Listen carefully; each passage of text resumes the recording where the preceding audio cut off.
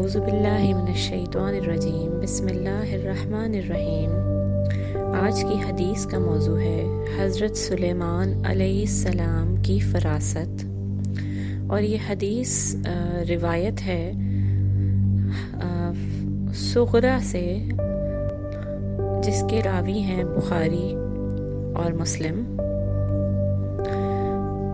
حضرت ابو ہریرہ رضی اللہ تعالی عنہ نبی کریم صلی اللہ علیہ وآلہ وسلم سے نقل کرتے ہیں کہ آپ صلی اللہ علیہ وآلہ وسلم نے ارشاد فرمایا کہ 2 عورتیں تھیں، دونوں کے پاس ان کے لڑکے بھی تھے۔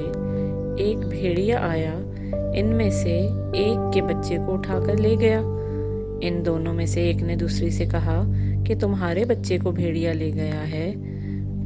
دوسری نے کہا کہ نہیں، تمہارے بچے کو بھیڑیا لے گیا ہے۔ دونوں اپنے مقدمے کو حضرت داؤد علیہ السلام کے پاس لے گئیں۔ انہوں نے ان میں سے بڑی عورت کے لیے اس بچے کا فیصلہ سنایا۔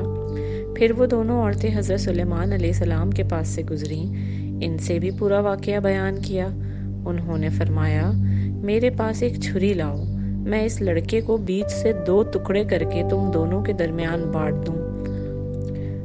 چھوٹی عمر والی عورت نے کہا، خدارا، اللہ آپ پر رحم کرے، ایسا نہ کیجیے، یہ لڑکا اسی کو دے دیجیے۔ اس پر حضرت سلیمان علیہ السلام نے اس لڑکے کو چھوٹی عمر والی عورت کے لیے فیصلے میں دے دیا۔ جزاک اللہ خیرا کثیرا۔